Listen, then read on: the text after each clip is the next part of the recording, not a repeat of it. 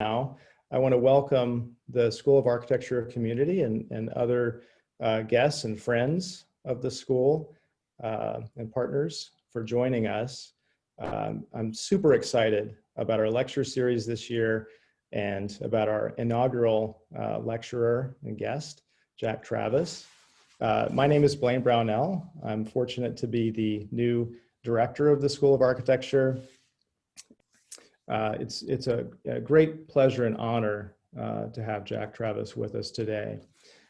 Since establishing his namesake architecture and interior design studio in 1985, Jack Travis has carried out over 100 projects for notable clients, including Spike Lee, Wesley Snipes, and Giorgio Armani. An architect, interior designer, author, and educator, Mr. Travis encourages investigations into Black history, and he includes forms, motifs, materials, and colors that reflect this heritage in his work. In his projects, he continues to make a distinctive and definitive enrichment to the existing American design vocabulary. Mr. Travis's current interests include cultural content, environmental design, and alternative educational practices that facilitate the entry of students of color into the architecture and design fields. In 1991, Mr. Travis published the book, African American Architects in Current Practice. I'd like to quote the architect and author Melvin Mitchell, who wrote the book, African American Architects, Embracing Culture and Building Urban Communities, with his description of Mr. Travis. Quote, in the late 1980s, Harlem-based Jack Travis was the first serious and relative well-known African-American practitioner who openly combined the words Black, Blackness, and Black culture with the word architecture. His clients and commissions laid to rest the dread that a Black architecture would be a devalued architecture. His work and his teaching, writing, advocacy, and organizing across the global Black diaspora during the past 40 years have been essential and clarifying. And with that, please join me in welcoming Jack Travis. Thank you for having me, and thank you for that nice introduction. You know, I brought way too many slides, I always do. So hopefully I can get through them very quickly and we can have some discussion at the end.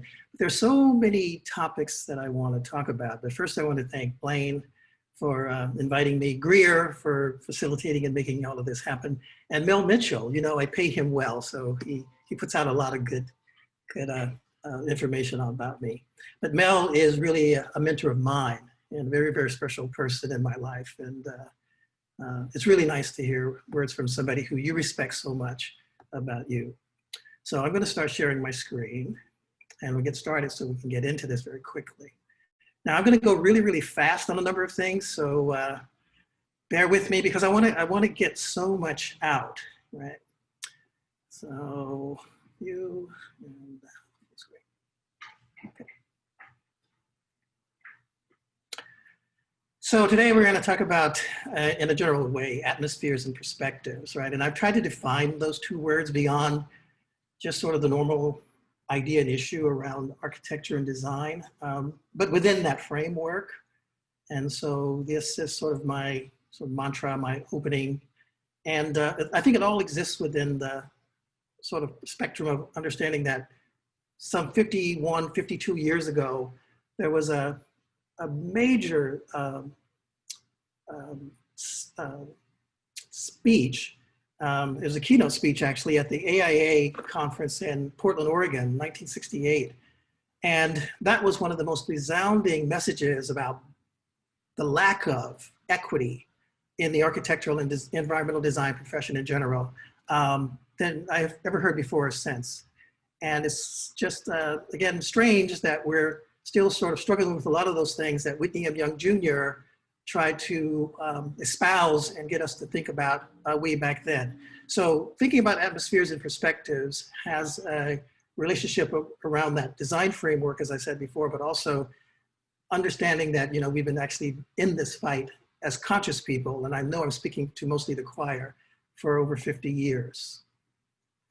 So quickly, I mean, the reason why I think I'm here today is because of four important commissions in my life. And those commissions, each one catapult me to the next level. So I want to speak about those briefly. The Armani Commission was a 5-year, I think we did over 12 different boutiques, and we actually worked with Giancarlo Ortelli on the major flagship Emporial store, the first Emporial store as well. But this experience, you know, really focuses me on the idea of design matters. Here you see the first flagship boutique that was on Fifth Avenue at Ladies Mile around 16th Street in New York City, for those of you who know New York City. And then the second project, and probably the most significant, is the first residence for filmmaker Spike Lee in Brooklyn. It was an 1860s high Victorian brownstone, 6 floors, very, very special building. He probably paid about 3 times as much as he should afford to get it. And then he allowed us to do a renovation, thinking about himself and his Blackness, but really strongly focused on the reverence of the building, since he grew up in this neighborhood and he grew up in these kinds of buildings. So he saw a synergy and a connection between the building itself, the details, the motifs, as not something negative, not something as Eurocentric and bad, but something as Eurocentric that can actually be appropriated and appreciated, which I thought was really wonderful. So we were very happy to do this. Then we met Wesley Snipes, who was young and crazy. And so we were young and crazy, and we got to do some really wonderful different things for him. We actually did 5 residences for him. This is the LA residence that you're seeing, which was the first and was published widely. Then we had a chance to do a property that he leased for 6 years. He didn't buy it, he leased it. And it was actually the Fuller Tom's residence by Peter Eisenman. And I was blown away when I first walked through the door. He had no understanding of the reference of this in terms of architectural relevance, but it is the #1 interiors project of Peter Eisenman's entire career. 6,500 square foot loft in downtown Manhattan on Broadway and Bleecker. And to take a portion of it, which is all he wanted to do, a place for him to come home. He was making 3 movies a year at that time, to come home and just sort of chill out. He loved New York, is what our commission was there. Don't have time to go into it, but this is the layout. I mean, you know, my apartment now, I think, is less than 800 square feet, and I'm happy. And this was 6,500. So his bedroom alone, the part that you see on the right there, was 1,600 square feet. And we were given the task to renovate that. And so here are some of the models that we did in order to talk about, you know, the master's bedroom, the suite with the extended bathroom, and how we would actually change these. Then John Saunders came along. This is our first new construction project. There was an existing 4,000 square foot residence on the property. The property is very hilly. It's 100 feet above the Hudson River looking west. And we were asked to do an extension onto the house of another 4,000 square feet. And so that's what you see here. In the upper left, you see the second sort of iteration. In the lower left, you see the final iteration under construction. For interiors, which is where I teach now, I teach at 4 of the 6 programs here in New York City, and I have connections with the other 2 programs. Interiors is my home. Architecture is my beginning, but interiors is where I think I belong. We've done over 12 apartments of significant size, maybe about 30 apartments in New York City at some level of reconstruction and redesign of another. But we've done about 6 of them, half of them in Harlem, in the Harlem community alone. And here you see 3 of them. And this was the 4th, actually. This was the one that I think was, for me, the turning point between an architectural sensibility and an interior designer sensibility. And I know for architects, that's a hard thing to think about, that as environmental designers, we have this different sensibility. But I posit that the most talented architecture student chooses architecture for a certain reason. And that reason is profoundly different on many levels than the best interior designer who picks interior design as their focus. And over the years, I've just talked to my students, and I just sort of know who they were and what they were able to produce for me, how they think and what their process is. And it is in many ways markedly different. In simplest terms, I think interior design sensibility is looking from inside out, and I think architectural sensibility is looking from outside in. Not that one is wrong and one is right. It's just that I think the sensibility about who chooses and who excels and then who maintains in one or the other, you find that they're two markedly different sensibilities. We've also done projects for museums. This is an installation for a show called Uncommon Beauty and Common Objects. Half of the objects were by African-American artists, the other half were by African artists. So we made this distinction in terms of orientation and materiality around the whole notion of our ancestors, and then those who stood on those ancestors' shoulders in the interior sort of envelope of the space that surrounds this artwork. We've done branch banks. Carver Federal is one of the top Black-owned banks in the nation, and we've done about, again, a dozen or so projects with them as what I call cultural design consultants, not as the architects anymore. We have morphed into cultural design consultings because so many people ask us about piggybacking with their architects and designers on projects in Black, at-risk, and communities of color. For our clients, we do a lot of storyboards so that we can tell the narrative. People need to know where our ideas come from because our ideas for some people are so radical and so deep, and if not so radical and deep, they are different. And a lot of people, particularly people of color, Black people, don't know that these things are possible in architecture and design. And so we do a storyboard, we tell them, and it sort of heightens the energy and expectation of the end user. We also do boards that give us an idea of historical reference and how that historical reference can morph into the design. This is a storyboard for the Harlem Hospital New Patient Pavilion, which HOK Architects designed, and we were on that team. This is a 7-year project, 3 years in design, and we worked with the head designer all the way through the entire project. This is a storyboard for a small restaurant called Madiba for Harlem again, and this is the continuation of the storyboard. The theme is about jazz and the relationship between jazz and the liberation from apartheid. We do furniture as well, front desks. We do seating and benches. A lot. This is for Columbia University and their outreach center in Harlem.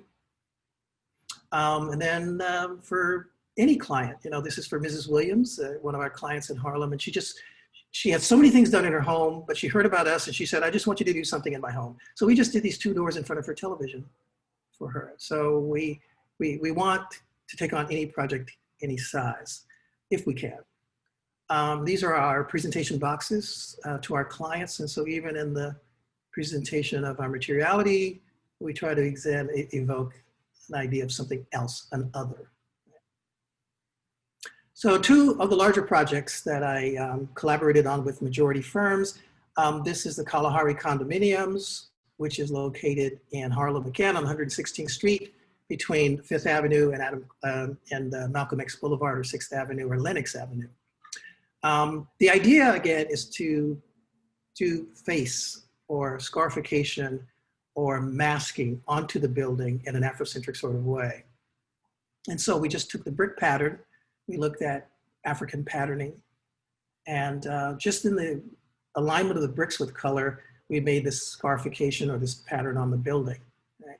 And in my opinion, all of Harlem should look like this. I mean, if Harlem looked like this, everybody would come to Harlem, right? And it's not that it has to be kitsch all the time, but it needs to have a fervor. It needs to have an energy. And when it has an energy, then it can have a spark, right? But right now, the identity for us in our neighborhoods is nil, it's bleak, right? And so here you see the building under construction, and our vision was the entire envelope of the building, but HPD, the government agencies, and of course, budgets, you know, dictate something totally different.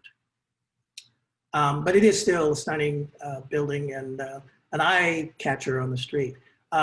Interestingly enough, and I have to move on quicker, but interestingly enough, 50% of Black people love this building and 50% of Black people don't like it, which I find very interesting.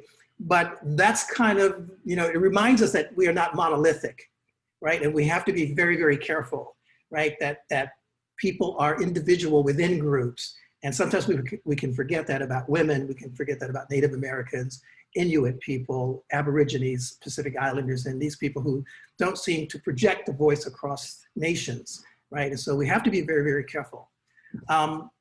This is the Harlem Hospital New Patient Pavilion that I spoke about, a 6-story building. The mural was my idea. And of course, the architects on the team just took it to a whole nother level that I definitely couldn't have. But the collaboration is why it's here. And it again is one of the things that the community really responds to. Strangely enough, this one is liked by most people, maybe over 90% of the people we polled instead of a 50-50. It's Black people up from slavery. The murals actually came from the hospital. They were done in the building that was torn down some 50 years ago. And the actual murals on the walls, we kept. We cut the walls, took them out of the building. He stored them in New Jersey in a warehouse for 3.5 years and then brought them back. So on the lower level here is a gallery of the actual walls from the buildings that were torn down that has these images on them. So it's a prelude on the outside in light to coming in and seeing the actual murals. So the legacy of those first WPA murals is still part of the hospital. Here you see it during the daytime.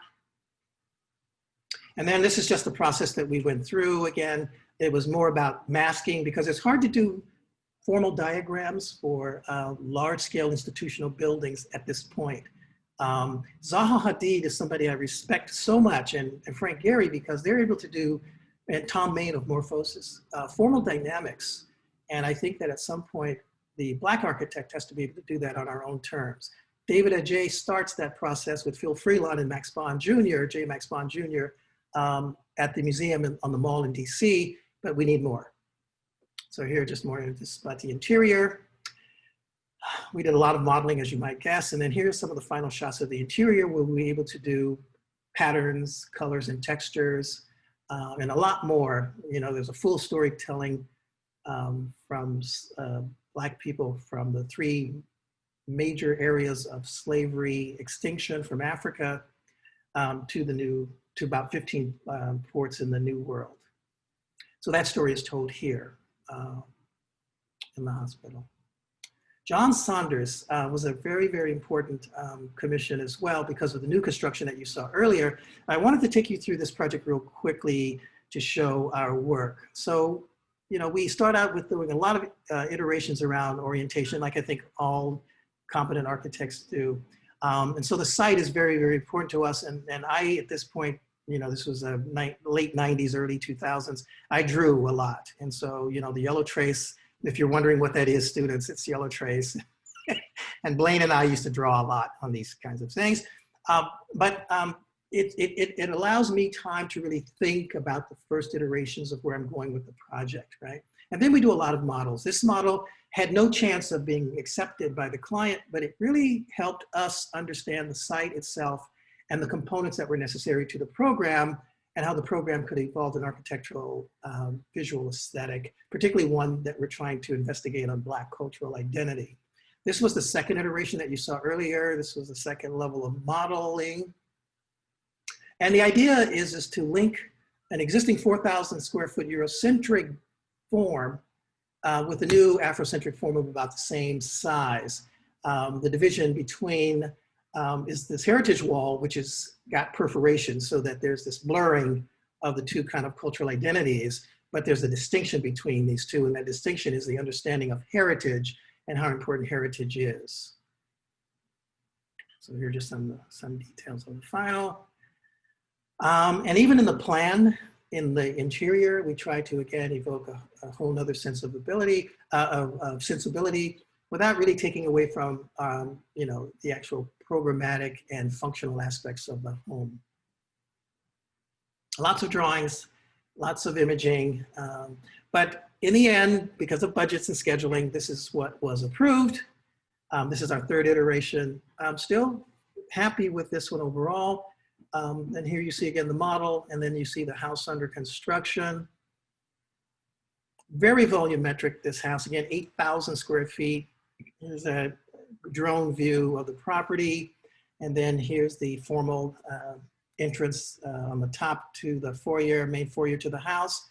And then on the upper level, on the lower slide, you see the foyer, this house again, and his view over the Hudson, just a commanding view of the Hudson. I think this is the highest property in Hastings-on-Hudson, which is just above Yonkers here in New York State. And then here's the home for the front. Here's the floor plan again, just one of the floors of 3. You saw these before. Just to note, we didn't do the furniture in this house. They didn't let us, and they put it on hold, and then it never happened, unfortunately. So that's not us, thank God. And then here at the end is a view from the back of the house, and then the little perch at the top where you can actually just have some wine and cheese and look out over to the New Jersey Palisades in the distance, right? So quickly, who am I? I'm an architect in New York City. I want to go through what I think a Black architect, at least I think I have to go through, and what kind of person I have to be. Well, I have to be a practitioner. I believe I have to be an advocate, an orator, a mentor, and what I call a teacher preacher. Lord knows how we feel about some preachers if they're not in our church and they're not wonderful people. But I think with this message, I have to be both. And it's always, you know, a give and take when it comes to what's actually teaching and preaching, because there's so much that you want to tell. You've seen the practitioner side of me already. So let's talk about advocacy, right? So over the last maybe 20 years, for me, it's always been about trying to figure out where I belong in architecture and design, not only as an architect and designer, but as a Black architect and designer. As a male, I have to say that there is a certain level of privilege that I think a lot of women, whether they're white, Jewish, who seem to have the easiest time advancing, or other racial or ethnic identities of female, is still a major issue with progress and that quote unquote glass ceiling that we talk about. Maybe it was shattered, certainly not broken, and we have to remember this. So as a male, I had a lot of privilege, and that's really my point. But there was these other aspects that were very important to me. And so I grew up like I think most Black kids, most Black males, and I played basketball at Arizona State for 1 year. So wonderful. Then got into architecture and got real serious. But it was in that transition between friends and environment and what I call atmosphere, again, and perspective, that things started to change, or started to actually hate where I came from. And the things that I knew to be true, my family and my friends that I grew up with and these things around me, for a whole new kind of atmosphere and perspective that was challenging me to be something new, and really give up what I had been. Well, I grew up in Las Vegas, as I said. In Las Vegas, back when I was young, you know, I was born in 1952, 1,000 years ago, it seems like now. But I grew up in the 60s, and it was, you know, the country was in turmoil. It was a decade of decades, they say, in the world, but certainly in our country. And Las Vegas was not the Las Vegas that you maybe know now if you've been there, right? So on the left-hand side, this is what it was. It was a lot of vacant lots, a lot of space between buildings. And it felt like a very, like a town, like a place where depending and relying on friends next door was a good thing. And on the west side, though, in the middle pictures you see here, these are the kind of homes and spaces that you found in my neighborhood. But this picture right here on the lower right is kind of like when we first moved to Las Vegas in 1954. My parents came here, and the people who were building our neighborhood was the people who looked like me. I have to keep my eye on the time. And so those are the first architects that I knew. Those were the first engineers that I knew. Those were the first handyman and construction people. And they just looked like my father, and they lived next door. Then I get to architecture school, and that's all rejected. We can't think like that. We've got to think something bigger. And then there's no listening to this, no matter how you try to bring it in. But in the lower left, you see, again, those vacant spots. And so they become even more vacant when you look at the west side, or the Black section of the town. And so we really did depend on each other a lot. And there was a certain lot of camaraderie. There was low crime. There were almost no murders or any of that. There's no drugs when I was young. They were about to come in, but they weren't there yet. And Black people, our educators, the best people lived in the community, and the community had a certain level of dignity. There was always issues because people just felt left out, and there was always crime of necessity. And those crimes were always getting linked with crimes that were heinous. And we could always see a distinction between that. But people who had power over us in the police forces and things like that could not. And so we still have these issues today, as we know. And then as I said, I was thrown into these two worlds. Arizona State, 32,000 students, and University of Illinois, 34,000 students where I went to graduate school.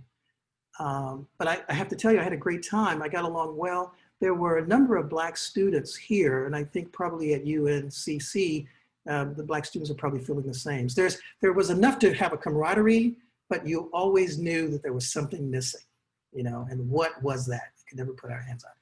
And then I went to work for these white guys over here on the left, Skidmore, Owings and Merrill. And Skidmore, Owings and Merrill was just a wonderful place again. It was white in the worst way on many levels, but you learned so much because everybody was such a high level talent.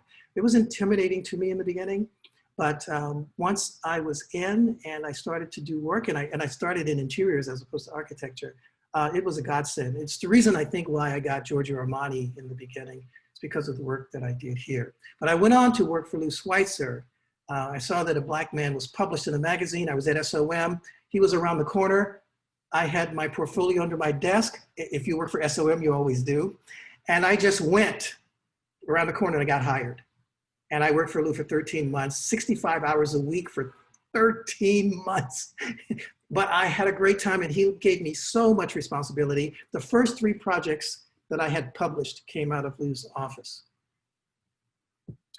So then in 1985, I started my own firm in the city that I love the most. I can't live anywhere else.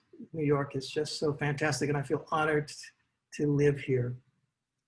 I've been published widely, I won't get into it, but all over the place. And what I wanted to talk about was this idea of, again, emerging through SOM to work for Lou Schweitzer and then to start my own practice in a city like New York.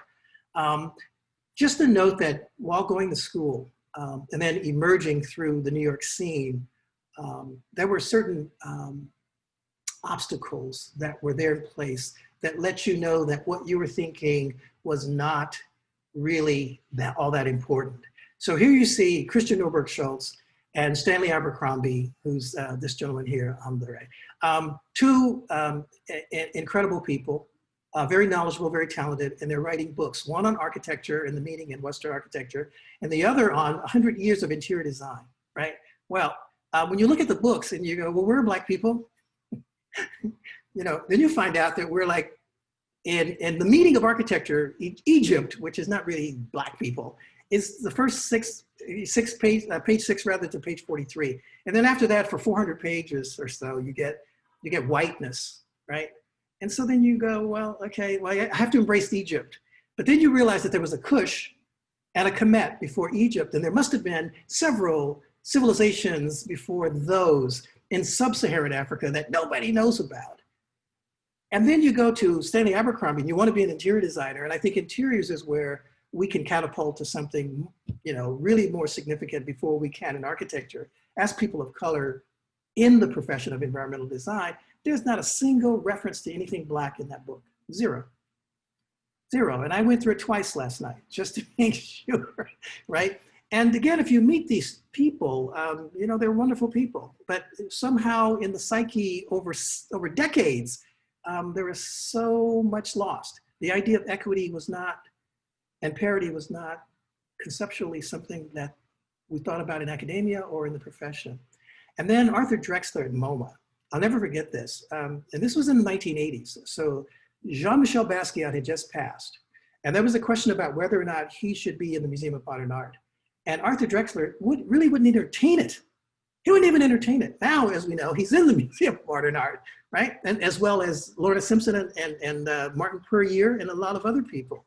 But back then, it was the excellence that had been set up. And I posit that when you set up this idea, a concept of excellence, and it's exclusionary, then you have a problem going forward.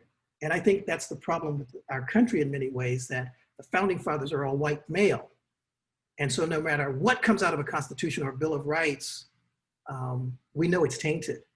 And so the question is then how do you go forward and expect anything other than what you've got right now happening in this country? It's very difficult not to. So now I think, is this a modern building? This is by a Vietnamese architect, built in the last 12 years, I believe. And I'm starting to believe, yes, of course it's a modern building.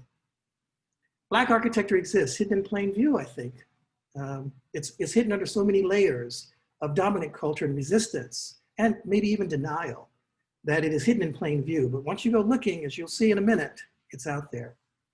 Now, I want to warn you, it's 2:33, and I'm going to try to get through this very quickly. The next 15 slides are not nice. They're not nice, but I feel like we have to have this conversation, right? So I want you to bear with me. There's a lot of slides beyond this, but let's just go through this really quickly, right? And I'm going to start with Derek Bell, because the challenge is always to talk about these things without causing disabling despair, right? Getting to the bottom. We're problem solvers as environmental designers. What are the problems and how deep are they? This is the problem. Does anybody hear the term Negro moments? Negro moments, yeah, I see Black students shaking their heads, right? It's the time when you realize you're the first one, the only one, or one of a few. And that still happens today in 2020. I remember the first AIA conference I went to. I saw no Black people until the second day. I saw one guy, and I looked across the room at him in this huge auditorium. I forget what city we were in. He looked at me, and I looked at him, and all we had to do was shake our heads, because we knew, right? We knew. And now you go, and there's a lot more, but there's still not a cohesiveness. So you see Tony Seeger here, who is a major CEO of a firm that's actually coming into this group of people, I think in New Guinea somewhere. And he's actually doing the right thing with his company, and so much so, and considering the environmental impact on this native group, that they made him actually a member of the group, right? And so this doesn't happen to us, though, even though we're in this situation in this country a lot. Craig Wilkins, who wrote The Aesthetics of Equity, has this wonderful little saying about how architecture has neglected him. And I think it's just so simple and so brilliant that I actually put it into my presentations a lot.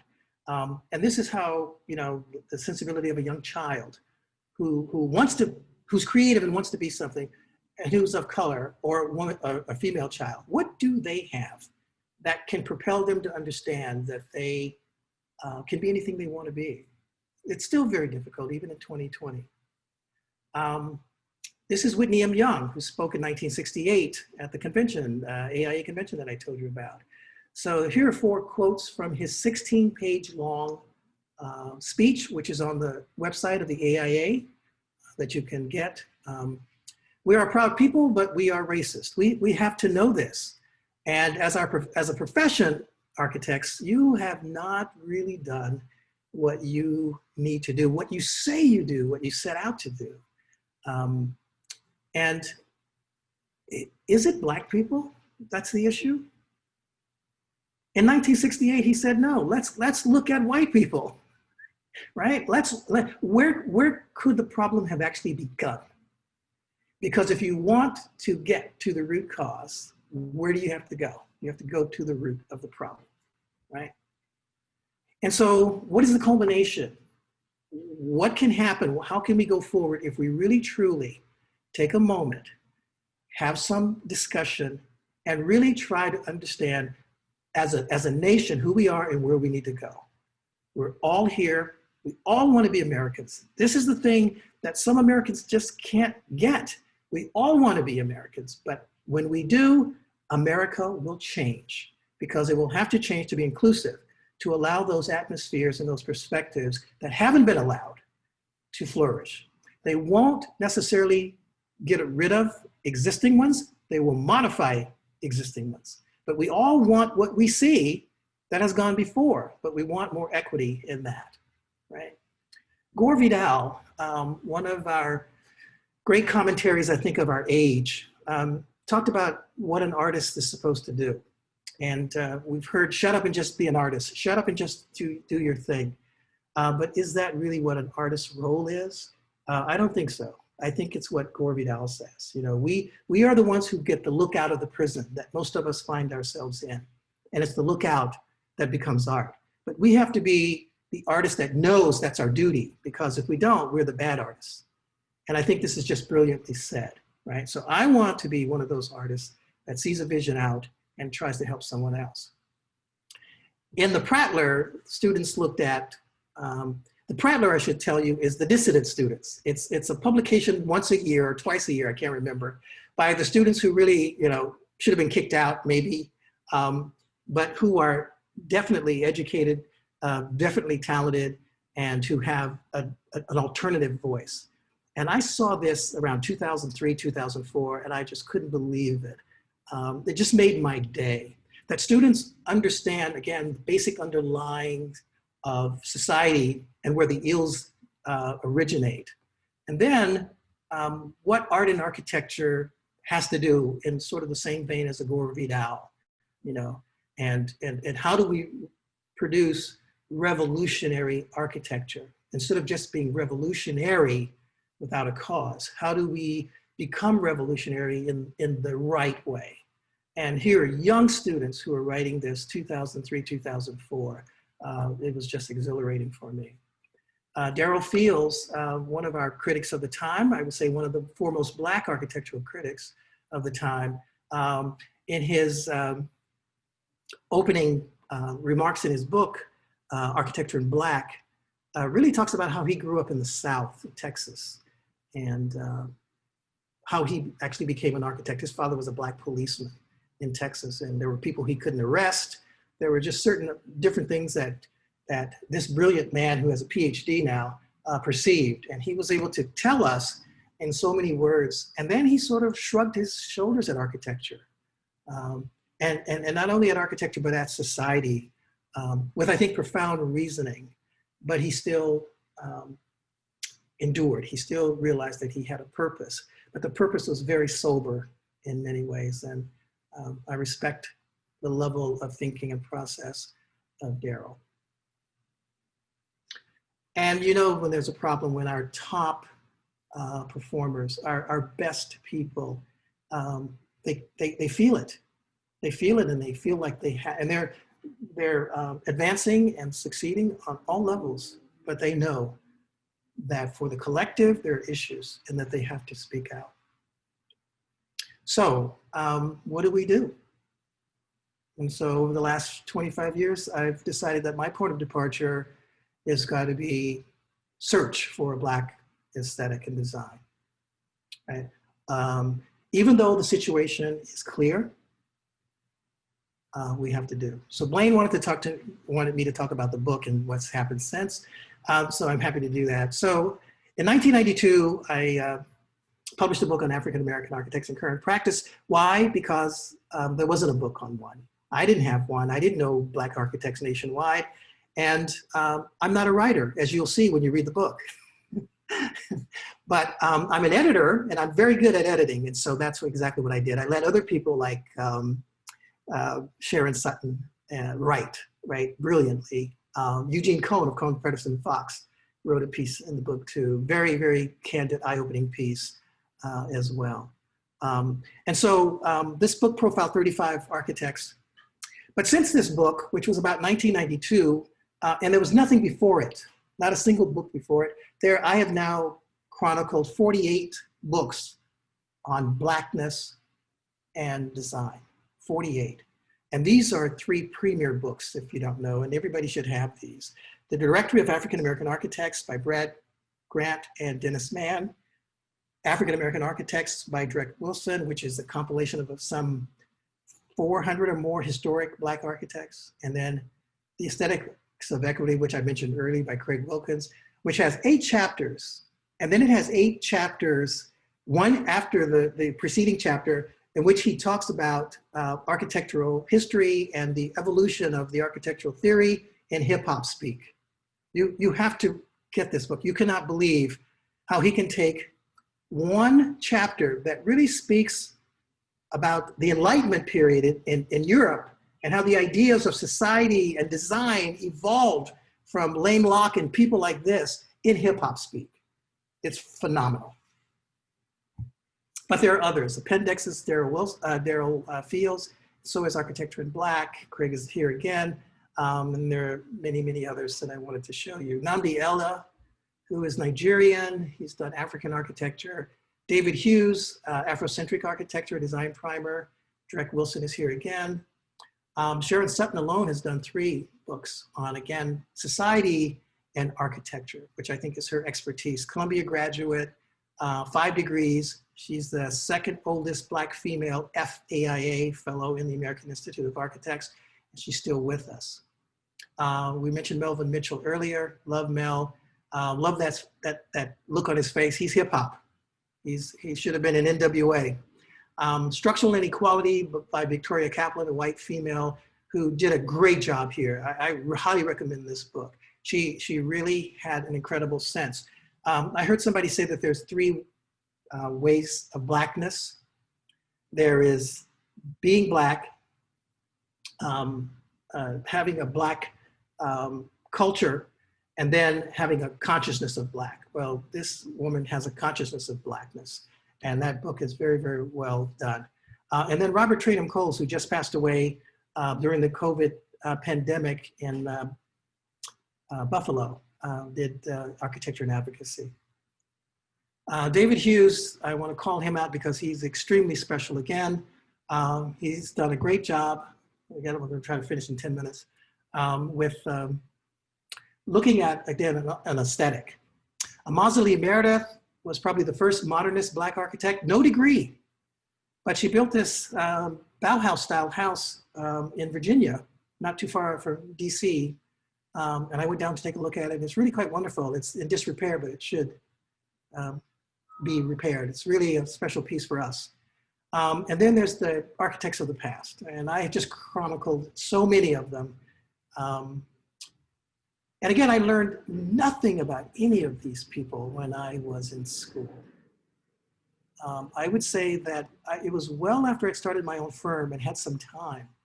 This is on the left, McKissick and McKissick. This is the first African-American partnership in architecture, the first office, right? And it's still going on. The great-granddaughters are running it now. Kurt Moody owns the largest Black-owned firm. He's got 12 offices in the United States. Lou Schweitzer, who I work for, is the largest Black-owned interior design firm in history. 65 people working for him now in New York. Then there are the women. Beverly Lorraine, Georgia, Louise Harris Brown. I don't have time to go through them. And then my love of my life is Norma Merrick-Sklaric. Just such a wonderful lady, so gifted, the architect of architects. I didn't know the first 2 ladies. I'm sure they were the architects of architects, but look at who they worked for. All famous star architects, and they're lost to history. Here's Sharon again, who wrote the books with her degrees, and Roberta Washington. And then there's the African architects. These are the top 3, in my opinion, on the continent right now. These are other architects who have emerged or who are significant on the continent, all sub-Saharan Black African architects. And then there are the women who have done significant work and who continue to do significant work. All of these women are still alive doing work. The 2 greatest grandfathers of Black cultural design on the continent are Sheikh Gom and Damas Nwoko. There's not a single picture of Sheikh Gom anywhere on the internet. I've looked over and over. Somebody can find it, send it to me. I've even been to Senegal about 7 times and have not ever met him. And he's still alive. He's about 90 years old. Damas Nwoko is Nigerian. Here's some of Nwoko's work, and he has a new book out, his work. Some of the buildings in the past, let's see, 247. I'm going to finish in 3 minutes, even though I have a lot left. Negro buildings in the South. There were always early iterations of Black people getting into architecture. There was always early iterations of scholarships and people starting initiatives to train Black students. And so the question is always, what has happened? Here's the first collaboration between a Black architect from America on the African continent. This is Max Bond Jr.'s Bolgatanga Library in the north section of Ghana. These are buildings by Pierre Goudiaby. This is the lobby of Pierre Goudiaby's place. This is Rodney Ross and Nicole Holland here in New York City, African American burial ground. Patrick Dujardin, a white French architect, doing work in Africa. And here are the artists who I think have actually gone to a certain level of Afrocentric style. Mulaney Barnett, a friend of mine, Cheryl Riley, you saw earlier, Alex Lacadia, and of course, Tony Whitfield. Tony Whitfield and I worked on the Snipes residences, and Tony must have done over 60 pieces of furniture for our project. And then there's the emerging people who I just want to talk to you quickly about, and then I'm going to stop it here. Bradley Bowers is very, very interesting. Architecture background, anything but, and everything more. Really a wonderful guy. You got to go to Bradley Bowers Interiors online and see the level, the range of this young man.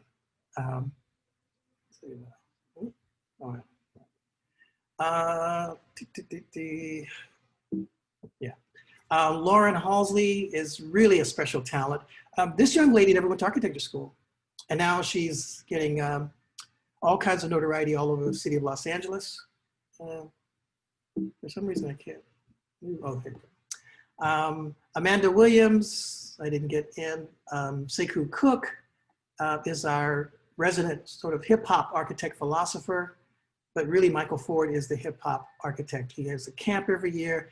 And these two guys are touching students that have been totally left out. And if we are going to be a more inclusive group, these are the kinds of people that we're going to have to connect to. So I'm going to stop it here in the interest of time. And thank you all very much. Wow. Thank you so much. That was super inspiring. I'm just going to jump into opening it up for questions among our panelists here. And just to recognize, if folks are able, I'd like to extend just a few minutes beyond our originally scheduled time, just to give an opportunity for some conversation. So I'll let students take it away. First, let me jump in and thank you for sharing your work. And I wanted to introduce the students to Mr. Travis. Thank you, though, first for your thoughtful and challenging remarks and for sharing your work. The students will introduce themselves when they ask their questions, but I want to just mention that this group is working with me. We're on a research and design for an exhibition focused on the work of the late Phil Freelon, who I was excited to hear your story about at the beginning that you met at UNC Charlotte. So our exhibition is looking at Freelon's design strategies for telling African-American stories and celebrating African-American identities and culture in the museums, cultural centers, parks, and other spaces he and his firm created for those communities. So that's just the nature of this particular group of students and our entry into this, but they have some questions for you. First up is Talia. Hi, I'm Talia. I'm a third-year architecture student, and I saw you shaking your head out there a lot, Talia. So good for you. Yeah, I was really listening. I was hanging on everywhere. So you mentioned that your last 15 slides were not nice or a little tough, and also in one of your interviews with AIE New York, you said that architecture was the most racist profession in the entire U.S. and one of the oldest passions of white supremacy. So I was wondering if you can expand on that. But I also want to add that I saw in one of your slides, you didn't get to talk about it because of time, but it said that only 2% of all licensed architects are Black, and only 467 of those out of the 2,300 are Black women. So I'm asking for like advice for what you would give yourself for being our age and Black and entering the architectural field. Okay. So first, let's talk about the AIA. The AIA means well, so we might as well start there. They reach out, they mean well. They have no clue. And you're gonna find that they still have no clue as a body. When President Trump was elected, I went to Washington, D.C. to talk with the head group, I won't mention names, at AIA at the time. And I was saying to them, we have to resist in a way that is resounding. And I was asked to come because I was on the board here in New York City. And when I heard the comments I was really surprised, and I saw that there wasn't a level of engagement. I think that there's more engagement now, but I think it's after the fact, and that's telling. And so when you're doing something after the fact, you're still not engaged with really what the depth of the problem is. You're still trying to put out something very fast, a huge fire with a sprinkle bottle, or you're putting a Band-Aid on an open wound. We have to admit that racism and inequity is an open wound in this country. I mean, any Native American will tell you. I mean, I went to school in Arizona. I never met one Native American in Arizona, not a one, at 6 years at Arizona State University, right? Because you just don't see them. These are the people who roam this country. So not even talking about Black people, but just talking about, you know, inequity and injustice anywhere, it's got to be faced. It's deep.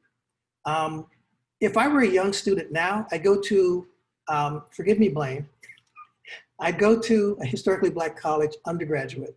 Then I would go to a majority school graduate. I would just do it. Ta-Nehisi Coates says the same thing. I heard him say that, and I thought, you know what? I've been thinking that for years. I think we have to encourage more of that. There's like 118 historically Black schools still. So that tells everybody there's a problem still. And when we say historically Black schools, we mean schools for Black people, not for Hispanic people or for Native Americans. There are 118 historically Black colleges and universities, right? There are no, as far as I know of, there was a Carlisle back in the day, I was told. There's no historically Native American schools. So we still have major issues. And the question is, do we want to focus on really the issue, or do we want to still try to give the illusion that we are? And I'm talking about people who are earnest. I'm not talking about people who are shifty or deceitful. I think we have to understand this problem is huge. And the biggest thing you have to do is you have to throw resources at it. You have to put a timeline on what your expectations are. That's when you'll find out how deep this problem is, right? Because I posit that there's not enough money right now to throw at this problem in the country, let alone in design, and then have something happen in 30 years that we would all be proud of, right? In terms of really talking about equity, it's so deep. In terms of women, like I said, it's still an issue for women of color. But if you look at Jewish women and white women, they're excelling in architecture, and they've always excelled in interior design and in decorating. So landscape architect and urbanism is like architecture. It's still resistive to women. But I have to tell you, I think a new day's coming. And I think white and Jewish women have opened those doors, and it's up to them not to forget and to bring in more people. And it's up to people like me to bring in more people who are not male as well. And I'm laser focused on that. I have a daughter who's 22. I have no choice but to be laser focused on that. So yes, those are three important questions. Where's the industry going? What about, people of color in general? And then what about women? It's true. A lot more to do. Numbers are still way too low. Thank you very much. Thank you. Emmanuel? Hey, Jack, my name is Emmanuel. I'm a fourth-year student. So during your lecture, you said that Black architects can't do formal dynamics, much like Zaha Hadid or Frank Gehry. Can you expound what you mean on that? And how can we as students and young architects begin to use formal dynamics in such a way that we can bridge the gap between architecture and Black culture? Very good question. I posit that we cannot. It's not that we don't have the talent. So I hope nobody thought I meant that. But there is an architect who went to Cornell, Black architect. His name is Olalekan J. Olalekan is O-L-A-K-A-N.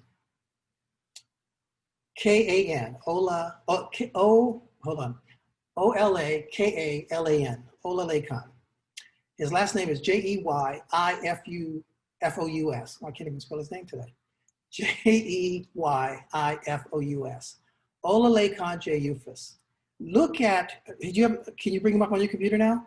Look at the work that he's doing. He's doing Afro-urbanism.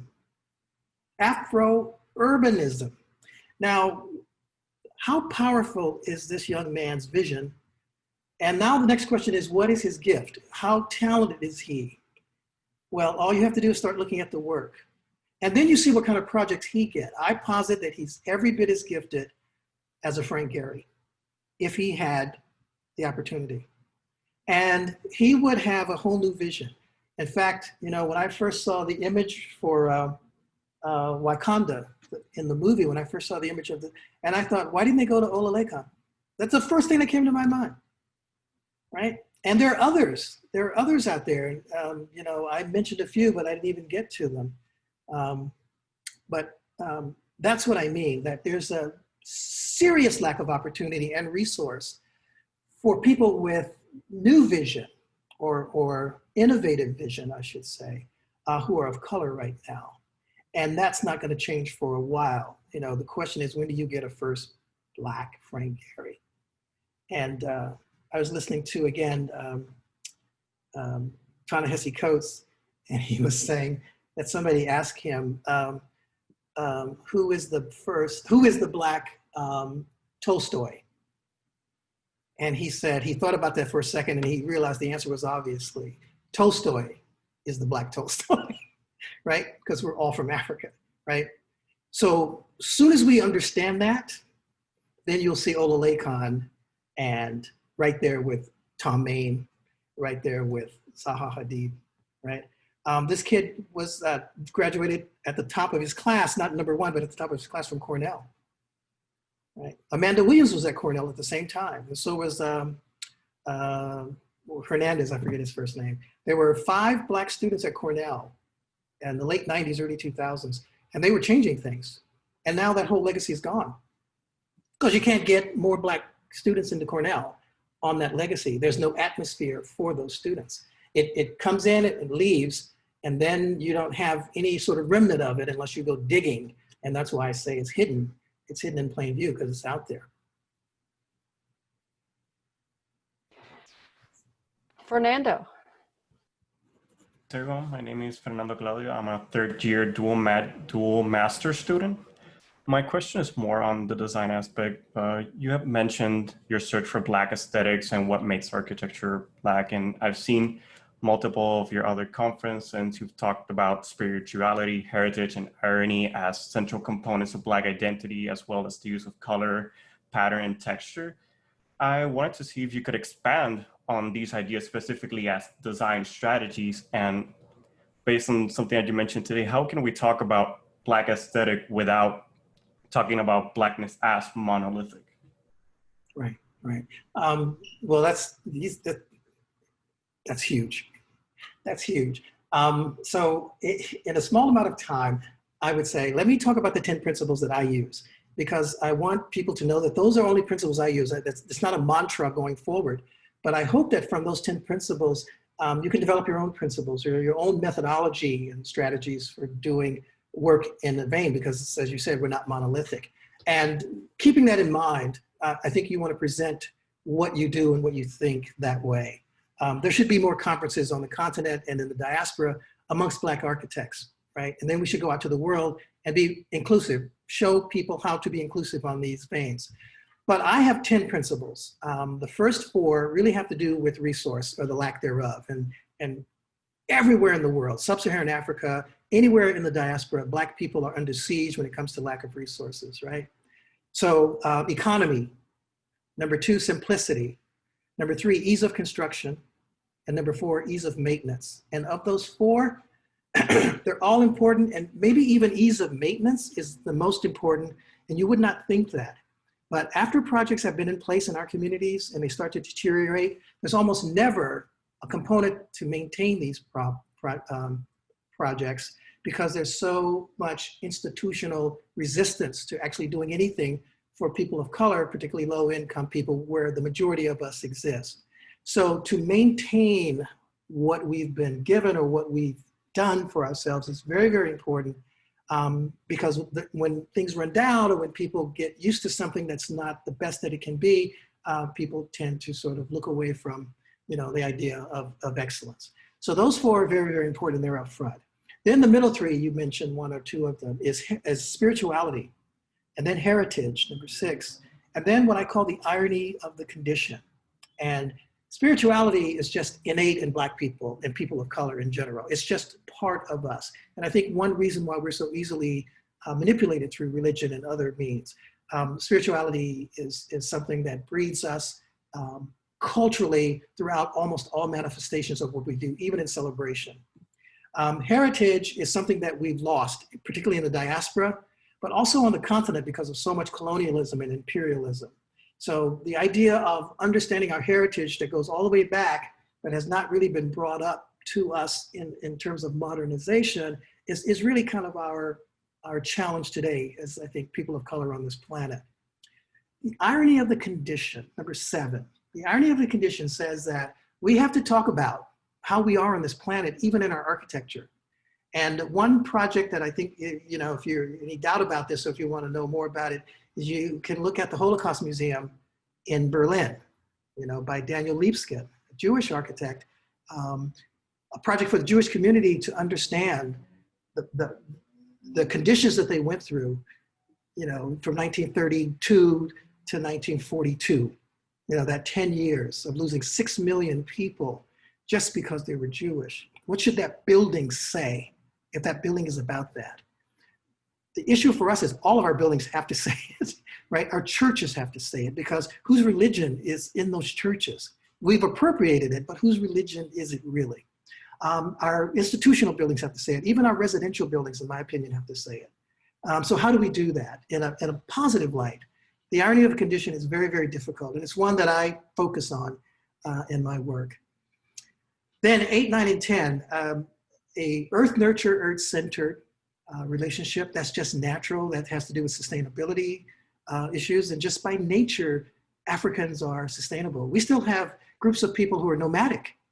There's almost no other group of people on the planet that's connected to people of racial identity or ethnic identity that are nomadic. And you find that in Africa. People are of the land, right? Then piggybacking on that, number 9 is strong indoor-outdoor relationship, which again talks about the sun and the importance of light, the importance of sustainable issues and biophilic issues. And we are natural that way as well. I mean, even in the cities of Dakar, in Senegal, Ghana, Accra, any of the cities that you go to, sub-Saharan Africa, there are courtyard homes. And courtyard homes are extremely important. And there are multiple courtyards, and the courtyards have different identities. And you can understand that when you actually visit some of the homes. And even the upper income people, they still follow that whole nature that actually originates from the compound and the early tribal settings. And then lastly, really the only one that really connects to design, environmental design, is strong intensity of color, pattern, and texture. And that's where we live. We are outrageous with color, texture, and pattern. The more, the merrier, and bring even more. I think Ricardo Legarreta, the Mexican architect, said it when he got his 2000 gold medal in Philadelphia. I was there. He put up all of his work, and it was so colorful. You heard rumblings amongst 15,000 mostly white male architects. And he stopped and he paused and he realized, and he said, you know, we Mexicans, we're irresponsible with color. And he had such a proud look and body language, you know, and he was like, and then he went on and everybody started laughing. He broke up the room really nicely and showed his work. And it was a moment to say, don't judge me on something else, right? Because this is what I do and I do it well, right? So those are my 10 principles. And I think now I'd like to see people develop their own and show me models and ideas of something different than what I would show. And some of the young people that I showed you, that's what they do. You know, they're way away from where I'm at. And I love it, you know. So interesting to see what you do, what you guys do. If we can squeeze in one more, I'd like Elijah to ask his question. Can you hear me? Yes. I'm Elijah Willis. I am a 4th year student, and I noticed I have read your African American architect publication, and one of the things in the very beginning that stood out to me was the fact that you said you hated your Black professor, not because of who he was, but what he represented. You said that the future of Black architecture and what he revealed to you about that did not align with what your expectations were. So the thing I wanted to know was, what did he tell you that made you so angry about that? And like now, are you grateful that he told you that stuff, or are you still wishing you never, heard that stuff? Wow, Greer and Blaine, your students are well educated on my past. I have to learn to come with it because you guys are on top of it. Thank you for that, because I want to speak to that. Russia Glenn Fellows. He actually graduated from Arizona State when it wasn't a university. It was called Tempe Normal School in 1952, the year I was born.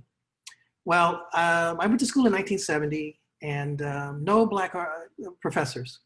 There were 3 Black male students, myself, Leo Ray, and an African student who I believe was from Nigeria, but he was not a very good student, and he left school.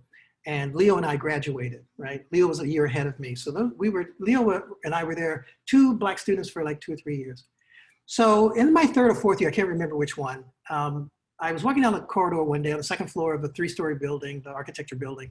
I saw this door open, and I walked by, and there was a Black man sitting at the desk. And I just kept walking, and I thought, oh, we have a Black professor now. And so we got the official introduction later in studio, and found out that he was a professor who was going to teach a technical course. And it didn't occur to me then, but no Black architects are teaching the design studios, right? So one day I walked past, and I'd seen him a couple of times, didn't say anything to him, and he realized what I was going through. And he said, come on in. And so I went in, and I would sit down. This is how I remember the story. Reality, I don't know. So I go in and I sit down, and we start talking, and he realized that I needed time because we're in the Negro moments, and so we see another one and we don't know how to relate or ask. Well, I think what I hated about him was he wasn't able to teach a studio course. He was not a designer. And in those days, there was so much focus on design professors. They were everything. The other professors were subservient in many ways. Everybody was Frank Lloyd Wright focused, right? And so when I realized the kind of projects that he did, and he wasn't able to show his work in a presentation, I just didn't like that, because it revealed to me sort of the hypocrisy of myself, of thinking that I can do what any of these other white boys can do. And we had maybe 3 female students too in the class. That was it, no Black female students. And so I hated him for a while. Then after we spoke, I realized that he showed me my future. And not only did he show me my future in a positive light, which I thought was negative, but it was actually positive, it was because of his shoulders that I could stand higher. And that message to me was that on my shoulders, and somebody like you can even stand higher, right? But we're pioneers. We have to go through, and we have to make things happen. And we have to be laser focused. We have to keep our eyes on the prize. And so then that's when I start loving the people I grew up with again. It was because of Russia Glenn Fellows, right? And what he showed to me. So to go into a Black community and to renovate a garage for an uncle to live in because the uncle did not get his life right. He keeps on getting into trouble. Everybody's got that uncle, hardly ever the aunt. It's always the uncle, right? Or the nephew who comes back, and gotta let him in, and you gotta take care of him. But to renovate a space for that person and make it creative is what I could do. Russia could renovate the space. I could renovate it. And he and I could then talk about those things, which I could not talk about to my white professors. They didn't know anything about a bad uncle coming home or coming out of prison, which we did, or a young girl getting pregnant before she was 14. And how are you gonna handle that? Where should that person go? Or having 2 boys and a girl in a space, and they grow up, and the girl has to have her own bedroom or be separated from the boys, or vice versa. There's a lot of things that happen in Black communities and Black societies around spatial identity that we're not able to talk about in majority schools. And so that's what he brought to me. So no, he became my professor of professors. And before he passed away, he gave me his slide rule. Now, for those of you who don't know what a slide rule is, it was that early bar that kind of had this double piece that moved that you could actually calculate structures and dimensions on for building and sizing up materials. And he was adept at that. He was very good. His projects came in under budget because he knew basic construction. He taught me those kinds of things, and be forever grateful to him, right? It just balanced me out, and I needed to know that. But thank you for that. Wow, I'm impressed with you guys, very much impressed. And I wish you all success. Well, and I wish we could go on, but I know that we're over time, and other students and faculty may need to go on to studio. But yeah, they had more questions, but maybe we should we should stop. I don't know. I don't want to make the. Yeah. Well, I will extend this. The students can actually call me on a Zoom at some point, through the semester if they'd like, and we can talk like on a Saturday or Sunday or something, you guys. I'm impressed with you guys. You guys know what you're doing, right? You came well prepared. I respect that. So I'll give some time to you if you need it. Thank you. Thank you. That's wonderful. That's very generous. Thank you. Thank you so much. Okay, I can also share my PowerPoint with you, because guess what? I went through 137 of 244 slides. So there's a lot more there. So I'll have to set up a link to send it to you, but I can send the presentation to you all. That's very generous. Thank you so much, Jack. And I know there's some great questions in the chat, some of which aligned with the students' questions that we heard, and some great links and great sharing in the chat, and I appreciate that. We are going to share the recording of today's talk with folks that asked for that. I just wanted to thank you, Jack. This is such an important moment. And Jack, at the beginning, as folks were coming into this space, may have heard us talking, Jack was sharing about how remarkable it is that society has changed so rapidly in response to COVID. We're still kind of stumbling our way through, right, and trying to figure things out, but we've made remarkable changes.